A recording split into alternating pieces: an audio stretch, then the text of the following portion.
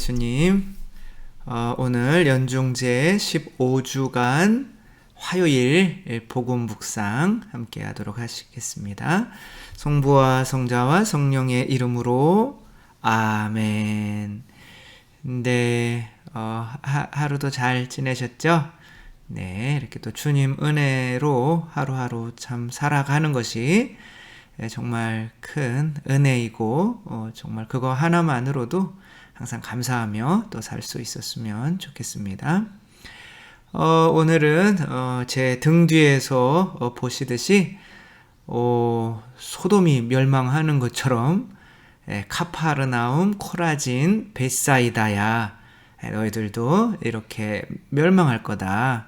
이렇게 예수님께서 말씀을 하시죠. 예, 저는 우리 온 세상의 결말이 이렇게 날 수밖에 없지 않나라고 생각하는 비관론자인 건데, 왜 그러냐면 사람은 은총이 많아지면 많아질수록 회개하고 그래야 되는데, 사람이 배가 부르고 몸이 편하고 하면 죄 지을 생각을 더 많이 하지, 하느님께 더 가까이 가는 본성을 일반적으로는 더 많은 사람들이 그런 큰 길로 가고 있기 때문에 우리들은 이제 좁은 길, 거기서 벗어나는 좁은 길로 가야 하죠. 그래서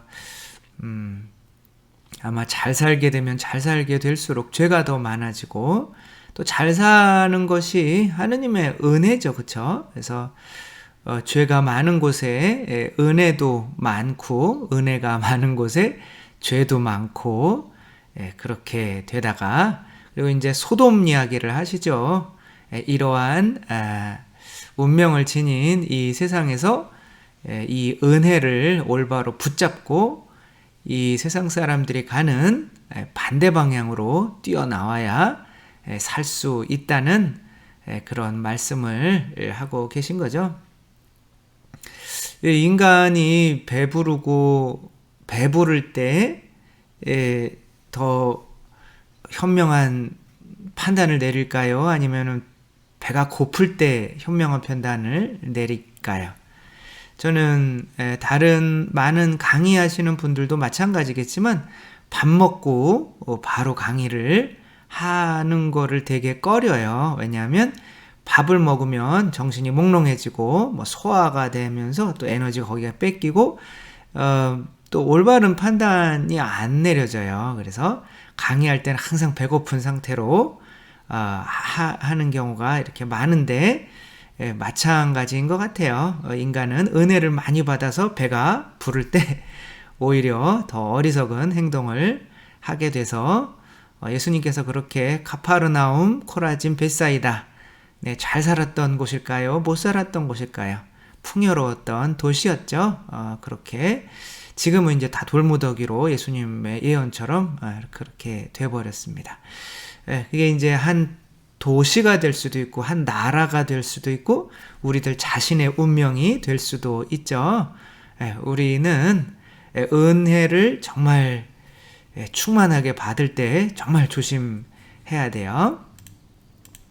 이 석상들 아시죠? 모아이 석상이라고 알려져 있는데, 그 칠레인가요? 이스터 섬에서 이 사람들이 이 크기를 한번 봐보세요.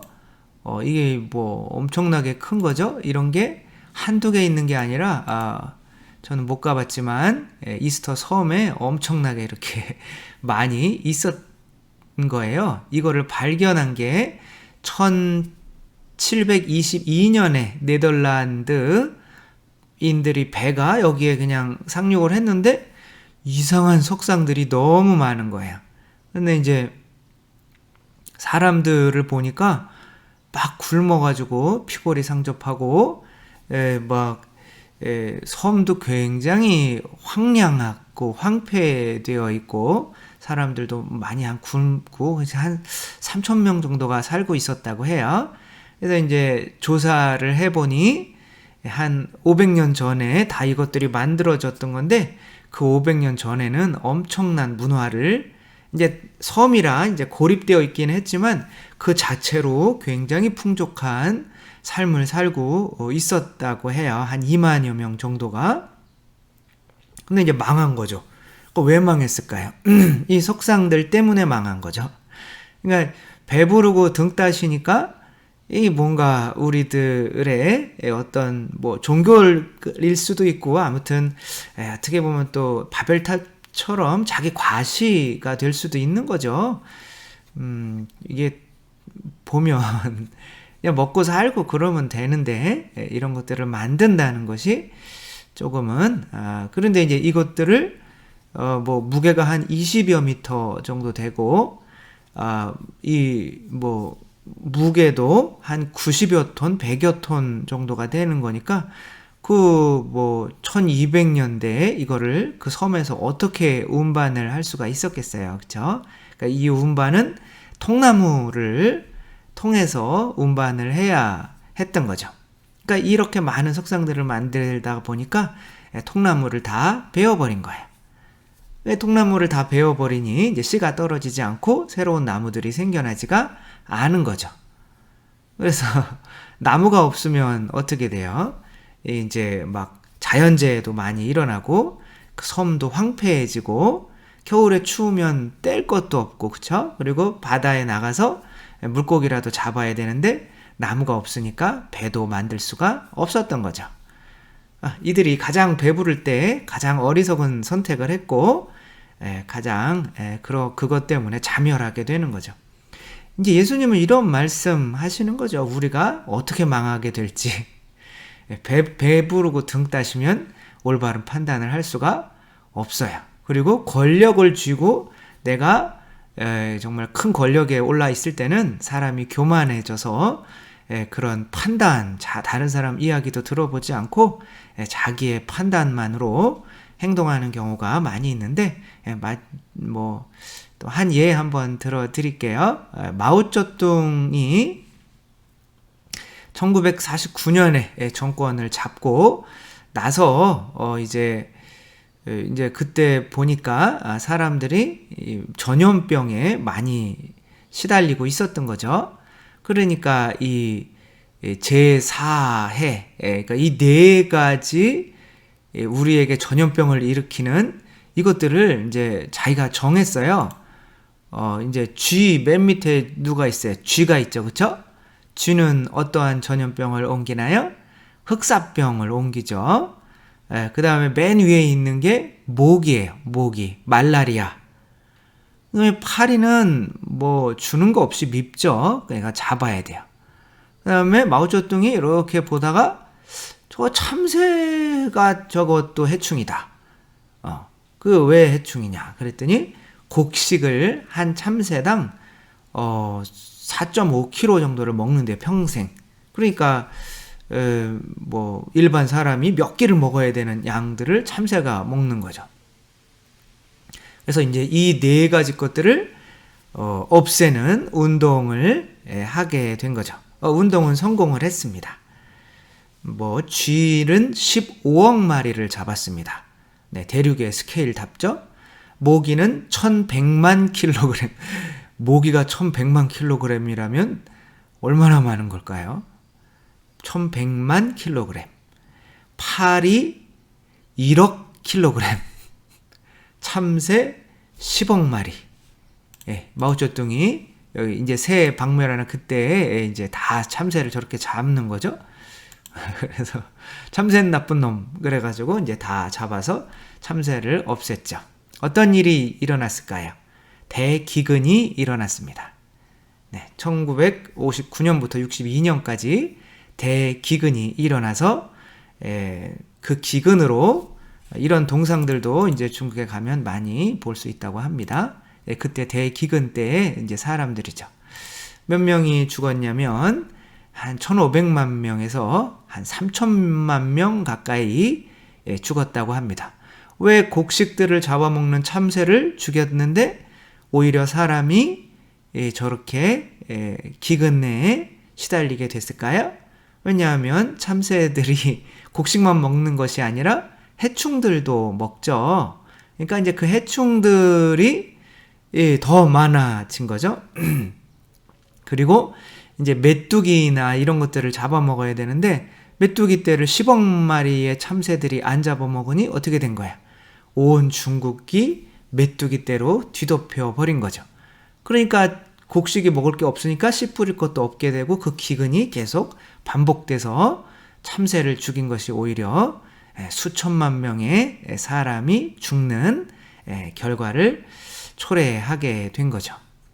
자연은 그 말 그대로 자연적으로 두어야지 인간이 교만해져서 내가 자연을 통제할 수 있다 라고 생각을 하게 되면 이렇게 결국에는 자멸하게 되는 결과가 오는 거죠. 그렇죠? 또 우리나라에서도 정말 자연을 훼손하는 일들이 많이 일어났고 또 많이 일어나고 있고 한 거죠. 근데 정말 잘한 거는 우리나라에 나무를 저렇게 심은 것은 이거는 어디 값을 따질 수가 없는 굉장히 중요한 일을 또 하기는 했지만 그래도 여전히 자연 그대로 두지 않고 파괴해 놓고 또 그렇게 파괴된 그런 자연을 또 유지하기 위해서 엄청난 돈을 쏟아붓기도 하고 하는 어리석은 행동들을 아직도 하게 되는데 이 어리석은 판단을 내리는 사람들은 배가 고픈 사람일까요? 배부르고 등 따시고 권력 있는 사람일까요? 배부르고 등 따시고 권력 있는 사람들이죠. 그러니까 배부르고 등 따시고 권력이 있다는 거는 은총을 많이 받은 거예요? 적게 받은 거예요? 엄청나게 많이 받은 거죠. 근데 이상하게 은총을 많이 받으면 더 겸손해지고 해야 되는데 인간이라는 게 그렇지가 않다는 거죠. 저도 술을 먹으면 먹을수록 정신이 혼미해지고 교만해지고 육체적인 욕구도 커지고 해서 많은 죄를 짓죠. 그래서 술을 취하지 마라 라는 말이 이제 성경이 많이 나오죠. 그래서 저는 술을 아무리 먹어도 저는 술 취했다는 말은 안 해요. 왜? 술 취했다고 그러지 말래니까. 그리고 저는 배부를 때까지 먹지를 않아요. 아무리 배불러도 배불러단 소리를 안 하죠. 그러면 되는지 알았는데 배가 부르고 술이 취하더라고요. 아무튼 그렇게 모든 죄들은 오히려 은총 좀 주세요 라고 할 때에서 은총을 많이 주면 정말 그렇다고 또 하느님이 은총을 안 주면 또 하느님 안 믿겠다고 그러잖아요. 그 예수님도 마찬가지였던 거죠. 그 벳사이다, 코라진, 카파르나움이 잘 사는 동네들이었거든요. 근데 거기에서 또 들어가셔서 어차피 거기 사람이 많으니까 또 하느님을 복음을 전하려면 어쩔 수가 없죠. 그러다 보니까 거기에 있는 수많은 사람들의 병을 이제 치유를 해주시는 거죠. 그런데도 그들은 잘 살기도 하고 병도 치유해주고 메시아라고 하는 분이 자기들과 함께 하고 하니까 그 은혜에 회개를 해야 되는데 점점 더 교만해져서 결국에는 오늘 예수님께서 예언을 하신 것처럼 망하고 말죠. 그러면서 소돔이 너희들이 받는 고통보다 더 적을 거다. 너희들은 엄청나게 고통받을 거다. 내가 이렇게 은혜를 소돔 땅에다 줬으면 이 소돔에 있는 사람들은 다 회개했을 텐데 너희들은 회개하지 않지 않냐. 그러니까 그 옛날보다는 지금이 훨씬 은혜가 많은 때죠. 그렇죠? 예수님을 우리가 알고 있고 또 예수님을 전하는 교회가 곳곳마다 다 있고 원하면 지금만큼 하느님을 믿기도 편한 때가 없고 지금만큼 큰 은혜 유튜브로 하느님 말씀 배우려면 다 배울 수 있잖아요. 이제 이런 때가 없는데 이렇게 은혜가 많은 걸 보면 망할 날도 얼마 남지 않았다라는 이런 생각까지 들게 만드는 오늘 복음 말씀인 거죠. 우리나라도 이게 서울의 야경인데 점점 우리들의 그런 것들을 과시하는 그런 모습들이 점점 많아지고 있지 않나. 정말 은총이 많은 때죠, 우리가. 그런데 이럴 때일수록 우리가 그 아까 망했던 이 석상들 만드느냐고 망했던 이런 모습으로 가서 나무 다 베어버리고 자멸하는 길로 가지 않도록 정말 예수님의 어떠한 모습이 되어야 되냐면 광야에서의 예수님 모습, 오히려 은총이 많을 때 세례를 받고 나셔서 예수님이 어디로 가셨어요? 더 많이 드시러 가셨나요? 아니면 더 편하게 지내러 가셨나요? 아니면 더 교만한 그런 모습으로, 명예 있는 모습으로 가셨나요? 아니죠. 우리들이 은총을 많이 받을 때 많이 받을수록 우리들의 삶은 항상 이 광야를 지향해야 한다는 거, 은총을 많이 받을 때 오히려 멸망이 가까웠을 수도 있다는 거 제대로 알며 정말 은총이 많을 때 가장 위험한 때인 거를 자각하며 이 때일수록 더욱 그 은총을 지키기 위해서 광야로 나가셨던 예수님의 모습, 세속육신 마귀와 싸우는 모습인 거죠. 돈 조금 더 가난해지고 또 조금 더 육체적으로 배고프고 조금 더 사람들에게 인정받기보다는 멸시받고 그런 모습으로 나가야만 은총이 지켜질 수 있고 있다는 거 생각하며 저희들도 소돔 땅만큼 은총을 많이 받았던 도시가 없죠. 근데 소돔 다른 데는 천사들이 들어간 적이 없잖아요, 그렇죠? 그러니까 천사가 거기로 들어갔으면 가장 큰 은혜를 받은 거죠. 근데 우리들 그 은혜를 명확히 깨닫고 그 천사의 손을 놓지 않기 위해서 예수님께서 성령의 은혜를 놓지 않기 위해 광야로 나가셔서 당신 자신과 싸우셔서 이기신 것처럼 우리들도 세속육신 마귀, 우리 자신과 싸우는 삶을 이럴 때일수록 더 가져갈 수 있고 다른 사람에게 그런 모범을 보일 수 있었으면 좋겠습니다. 죄가 많은 곳에 은총이 많다는 바오로의 말씀, 그러니까 은총이 많다면 어떻게 보면 죄도 많을 수밖에 없는 거죠. 그래서 은총을 많이 받는 게 내가 더 명예 있어지고 더 성공하고 더 돈만을 가지게 되고 많이 가지게 되고 내 자식들이 잘 되고 할 때가 우리가 가장 위험한 때라는 거 생각하며 은총이 우리에게 저주가 되는 일이 없도록 우리 삶이 항상 은총을 담을 수 있는 광야의 삶, 좋은 그릇이 먼저 되려고 항상 노력했으면 좋겠습니다. 그래서 배부른 삶보다는 항상 배가 채워지지 않는, 그래서 음식을 먹을 때도 한 80%만 먹고 항상 우리가 은총 충만한 사람이 아니라 은총을 필요로 하는, 항상 은총을 필요로 하는 사람들의 모습으로 살았으면 좋겠습니다. 주님께서 여러분과 함께 전능하신 천주 성부와 성자와 성령께서는 여기 모인 모든 이에게 축복을 내리시어 길이 머물게 하소서. 주님을 찬미합시다. 하느님 감사합니다. 성부와 성자와 성령의 이름으로 아멘. 네, 감사합니다. 사랑합니다.